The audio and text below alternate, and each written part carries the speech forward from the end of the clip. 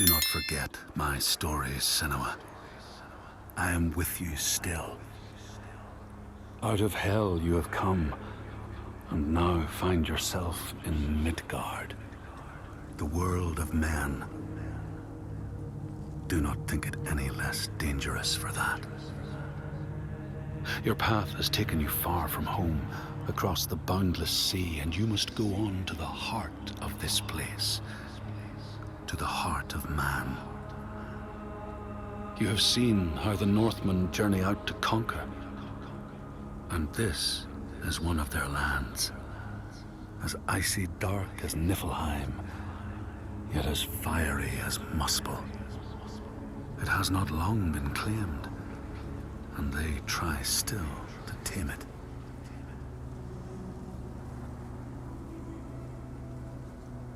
The Skald's verse speaks of a man called Grettir the Strong.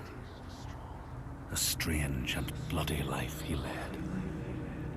And it happened in this land you have come to.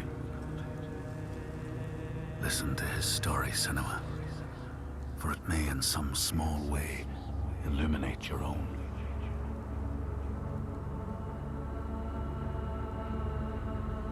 The Skalds say that in Grettir's time, a nearby farm was plagued by hauntings.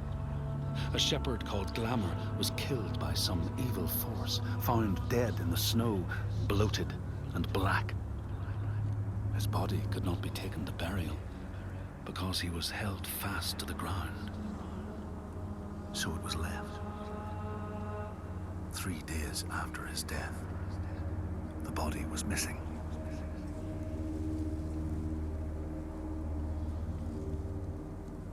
The Skalds tell how the revenant Glamour roamed the settlements, terrifying all those who lived there.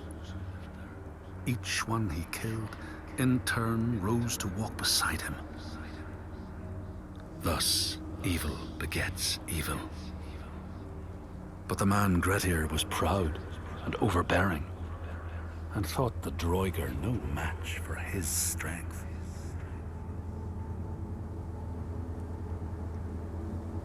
The Skalds say that Grettir fought and killed the Droiger Glamour, but not before Glamour had cursed him. His strength would be turned against him, his deeds bring death and exile, and he would be always before Grettir's eyes, making him afraid to be alone. He saw all sorts of phantoms wherever he looked, and thus people who see things that aren't there are said to have Glamour's eyes.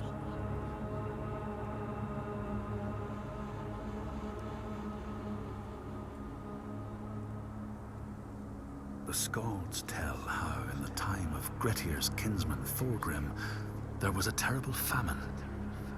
No crops could be grown, and the fish fled the nets. It lasted years, and the people were desperate. There was no respite even in spring, since terrible gales from the north would rise up and set in for weeks. This is a cold and unforgiving land, Senua.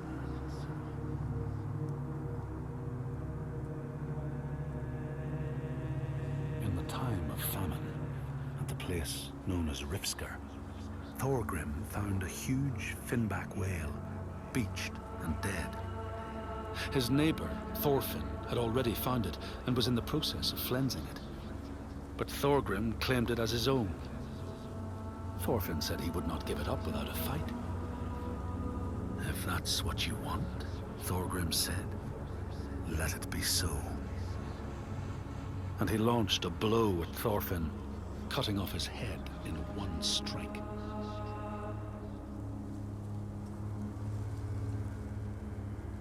The Skalds say that the neighbors fought, armed only with the knives and axes they had brought to cut up the whale, even picking out the whale ribs to beat down their enemies. Thorgrim's men had loaded their boats with whale meat, but as they went to leave, one of their opponents struck Thorgrim's brother a fatal blow. And this is how hunger fates desperate men to come to blows, striking out against one another to survive.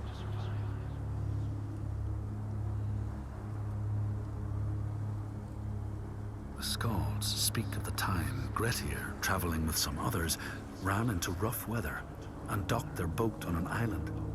They had not brought fire with them, and the merchants complained bitterly. Seeing a great fire blazing on the other side of the strait, Grettir said he would swim over to fetch it. He took off his clothes and struck out across the water, wearing nothing but a cloak.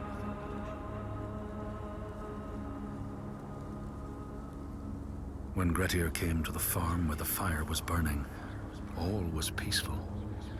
By the time he reached them, his cloak was frozen stiff, and he looked like nothing more than some huge troll. The frightened farmhands struck out at him with the first things to hand, the burning logs from the fire. Grettir fought them off and got the fire he sought. But the sparks from the logs spread fire all over the house, and nobody survived the blaze.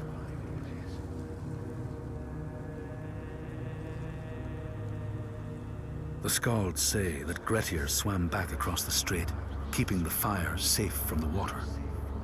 His friends applauded Grettir's bravery, but when word spread about the massacre at the farm, people took against Grettir. Nobody wanted anything to do with him, and when the news reached the Althing in the summer, Grettir was pronounced an outlaw.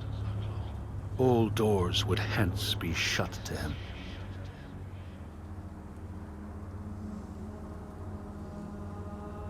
The Skalds speak of how Grettir, now an outlaw, took rest on the island of Haramsoy with a man called Audun.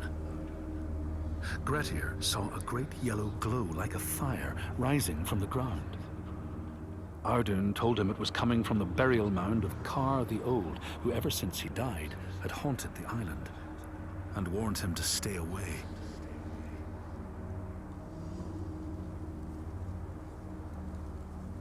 The Skalds say Grettir wanted the sword that was buried in Kar's howe, and would not be deterred from seeking it.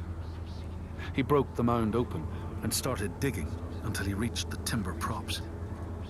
By this time it was night.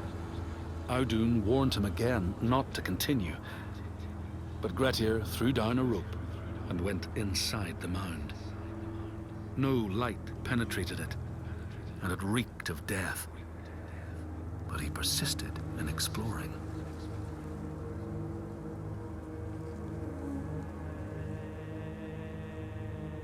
Grettir found the sword he was seeking, Kar's loom, buried in the grave mound. He went to leave, but before he could reach the rope, something grabbed him from behind, and Grettir realized the mound dweller would not let his treasure go. The two fought ferociously until Grettir got the advantage and chopped off the revenant's head. But Kar's loom would prove his undoing, fated to be the sword that killed him.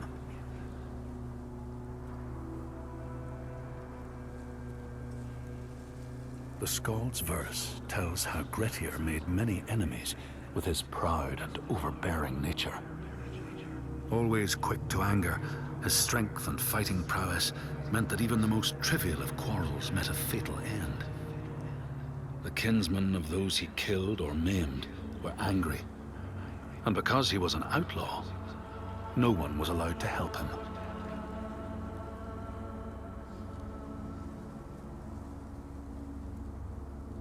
The outlaw Grettir fled to the island of Drangi. His enemies knew he was there, but he was still so strong and fierce, nobody could shift him. Thorbjorn, first among his foe, sent his foster mother to see Grettir. She was a Seithkona, and very wily. She enchanted a tree branch and sent it to wash up on Drangi. Grettir tried to cut it up for firewood, but his axe flew back and struck him in the leg. The wound blackened and festered, and Grettir feared his time was close.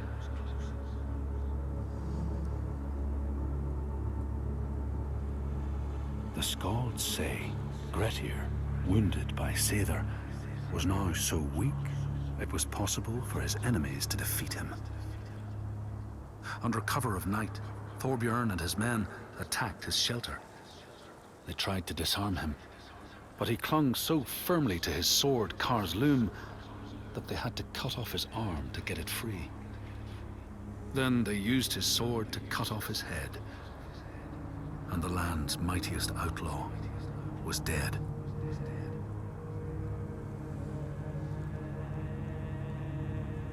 As the Droigar glamour had predicted, all Gretir's brave and fine deeds brought him misery. So fate makes prisoners of us all. But it was Gretir's nature that made him fight the Droigar, and Gretir's nature that led to blood feud and exile. So what is truly our prison, Senua? Is our path ordained, and we powerless to change it? Or do we blame uncertain powers for what we ourselves ordain?